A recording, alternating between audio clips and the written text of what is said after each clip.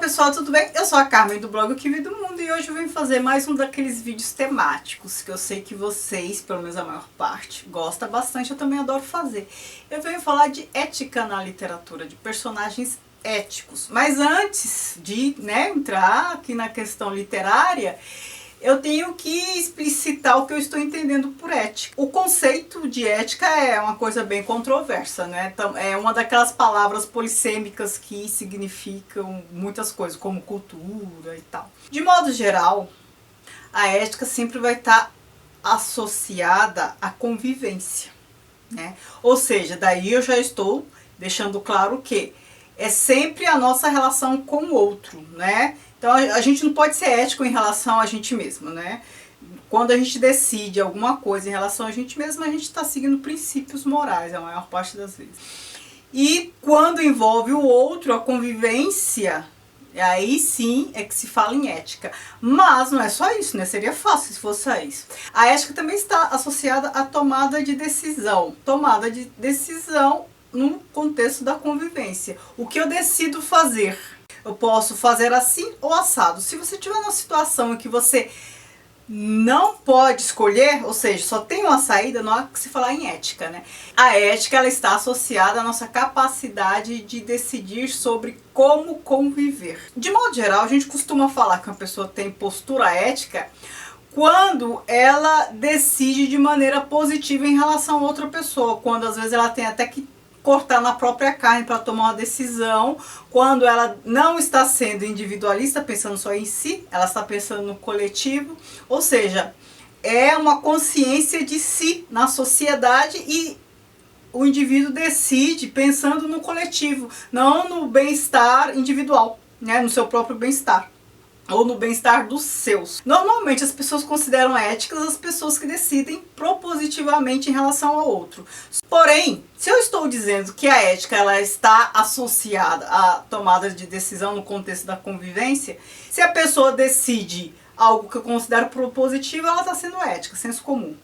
Mas, se ela decide por um lado que eu acho negativo, desfavorável, qualquer coisa, ela também está sendo ética, né? Ela está decidindo. É a tomada de decisão na convivência, não se esqueçam disso. Só que, senso comum a gente chama de ético só o que tem uma postura propositiva, né? Positiva em relação ao outro. Então eu vou tomar esse sentido de ética aqui para falar dos personagens, certo? Esse senso comum, mesmo sabendo que a ética, quando o cara age de maneira escroque, né, na minha opinião, ele também está agindo de maneira ética. Então eu faço essa ressalva, né? Eu sei que a ética está associada à tomada de decisão, seja ela considerada positiva ou negativa. Mas para este vídeo, para os personagens desse vídeo, eu vou tomar a ética no sentido do senso comum, ou seja, quando a pessoa tem uma postura propositiva em relação ao outro. Deixa eu começar a falar para esse vídeo não ficar muito longo. Antígona. Eu disse que eu falaria mais desse livro aqui, dessa peça de teatro. Qual é a questão ética aqui? A Antígona, ela é filha do Édipo e da Jocasta, né? Todo mundo conhece a história de Édipo e Jocasta, mas nem todo mundo conhece a história dos filhos deles. Que é aqui tem parte dela. A Antígona é filha de Édipo e Jocasta e ela ficou um tempo fora e volta para Tebas. Aqui ela está no momento que ela já voltou. E os dois irmãos dela tinham lutado pelo reino. E eles tinham se matado durante essa luta. Um matou o outro. Só que um foi considerado tipo defensor do reino, outro traidor do reino. Os dois morreram. Quem assumiu o trono? O Creonte, que é tio deles.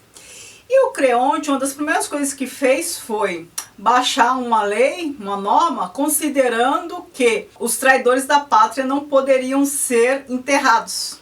Por conta disso, o irmão dela, que foi considerado patriota, foi enterrado. O outro não, ficou lá, exposto ao tempo, sendo comido por abutres. Então, a peça começa assim. Ela é indignada, achando que o irmão merecia um enterro. E aí ela fala com a Ismênia, que é a irmã dela, parece, e pede ajuda, e a Ismênia se nega a ajudar, falando que não, o rei de Tebas, o Creonte, decidiu que não pode ser, tal, tal, tal. E aí a Antígona, ela de noite vai com as próprias mãos tentar enterrar lá o irmão, é pega pelos guardas e tal, e é levada ao Creonte, que ficou indignadíssimo. Foi o que o Gandhi fez. Isso é um instituto jurídico que se chama desobediência civil. Então ela faz isso. Então a primeira postura ética dela é essa. Ou seja, ela sai do individualismo e vai para o coletivo. Não é porque é meu irmão, é porque é um cidadão. E por que ela fez isso? Aí vem um outro momento também. Segundo os deuses, um indivíduo que não fosse enterrado ficaria vagando por 100 anos às margens do Hades. Hades é aquele rio, que é uma espécie de limbo, né? Que leva lá ao reino dos mortos. Não há que se falar inferno aqui, porque inferno é cristão. Aqui a gente está na era pré-cristã. A pessoa fica zanzando às margens do Hades, né? Como se fosse uma alma penada. Então todos temiam muito isso lá na Grécia. E ela queria evitar que a alma do irmão dela ficasse penando. E aí ela diz que a lei dos deuses é maior que a lei dos homens. Ou seja, os deuses haviam estipulado isso, que todos têm que ser enterrados. E aí vem um homem, Creonte, dizendo que não, que o traidor teria que ficar lá aos abutres. E aí, mais uma questão de desobediência civil por ética, por princípio moral, né? E por ética também. E ela fala que mais vale a lei dos deuses, certo? Ou seja, ela desobedeceu, sabendo que ia pagar por isso, mas em prol do coletivo, certo? É uma peça que eu adoro. Júlio César de Shakespeare. Aqui a gente tá num contexto, embora Shakespeare, né, tenha sido bem séculos depois do momento aqui de Sófocles, mas é do período próximo, né? A obra foi escrita, embora a peça Júlio César tenha sido escrita séculos depois de Sófocles, elas estão tratando do mesmo contexto. Aqui é a história do Júlio César que era senador, né? Ele não era imperador romano, ele era um general. Aqui é a história do Júlio César, né? Que todo mundo conhece mais ou menos. Ele era um general, ele não era imperador romano, hein? Não confundam isso. E foi traído pelo Senado e foi traído pelo próprio filho, Brutus. E quem é ético aqui? O Brutus. Eu sei que vocês vão se assustar com isso, mas pelo menos aqui na peça, o Brutus é a pessoa mais inocente, digamos assim, né? Eu vou explicar por quê. Em nome deste mesmo ideal aqui da Antígona, em nome deste mesmo ideal coletivo, ele mata o pai, o Júlio César, que é um pai adotivo.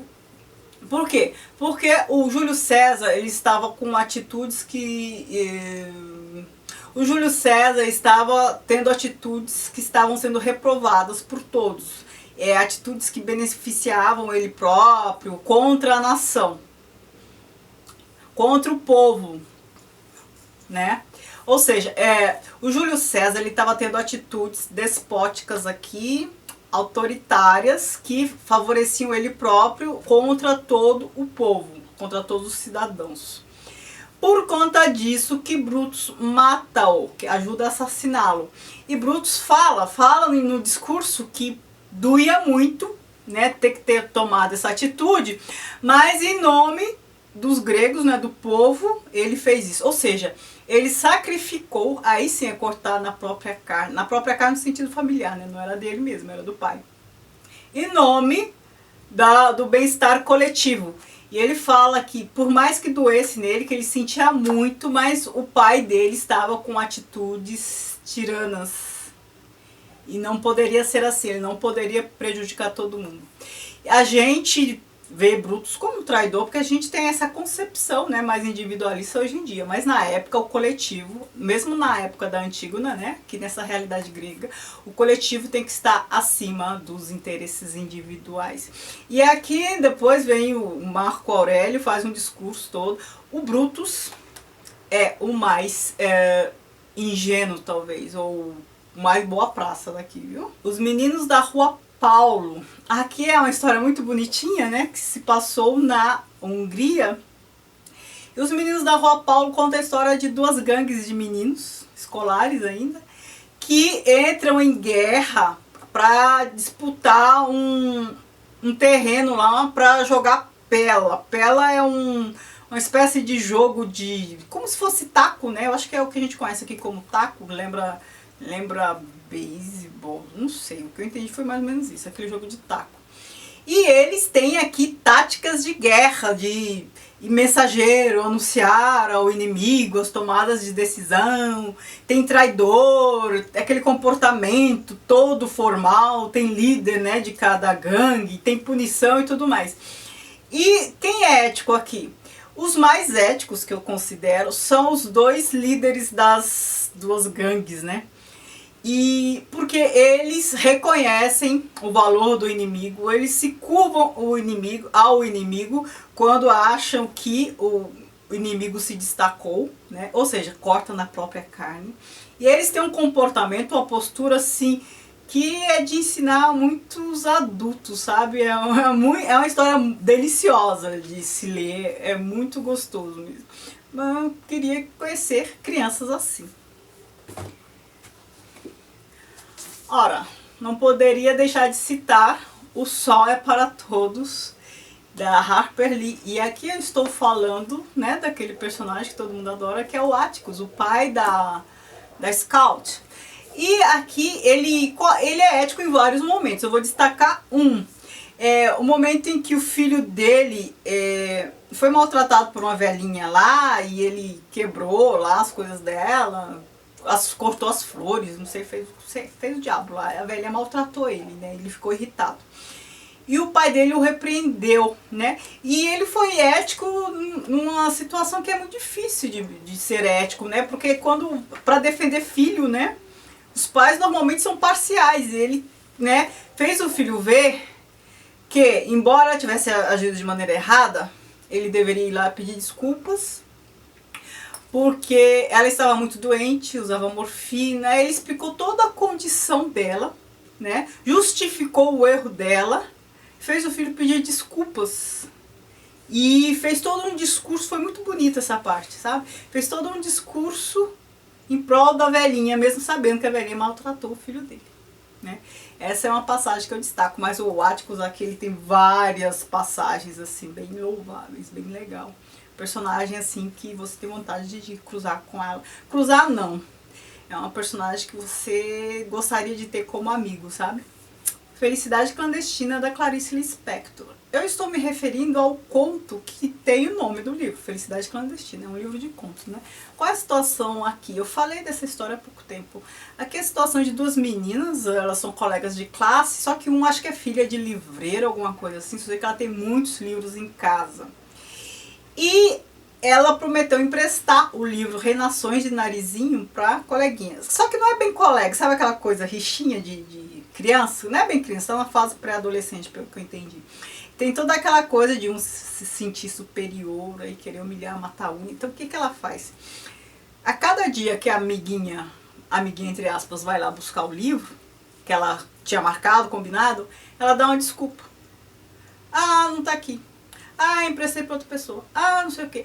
A cada dia ela vai fazendo isso, vai matando a menina, a menina doida pra ler, doida pra ler, doida pra ler, e ela fica torturando.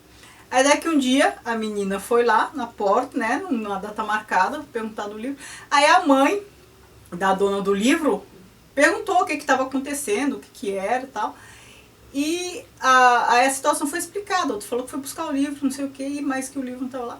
A mãe dela: como? Mas esse livro nunca saiu daqui.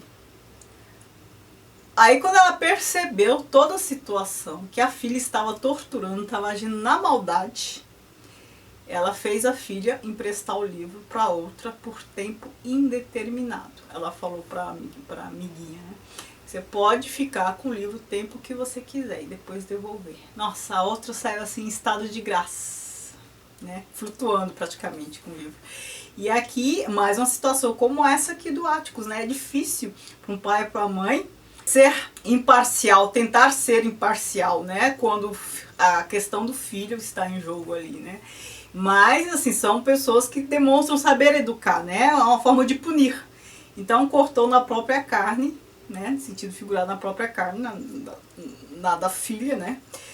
Em benefício da outra, porque a filha agiu muito mal, de maneira vergonhosa. Certo? Termino com este. Então, estas são as minhas 5 indicações de momentos éticos, personagens éticas, assim, na literatura. Vou prestar atenção em mais comportamentos assim, né? Pra gente, hoje em dia, é muito difícil, assim, você ver isso com tanta frequência, pelo menos na vida cotidiana, na vida normal. Na literatura, encanta. Na vida real, encantaria mais ainda, né? Mas é difícil. Tá bom? Se você tiver alguma dica para me dar de ética, de situações éticas assim, deixa nos comentários que eu vou adorar saber, tá bom? Não se esqueça de me seguir nas redes sociais, o Kiwi do Mundo, Snapchat, Instagram, Facebook. E se você gostou desse vídeo, não se esqueça de curtir, se inscrever no canal se não for inscrito, de compartilhar. E é isso. Muito obrigada. Tchau, tchau.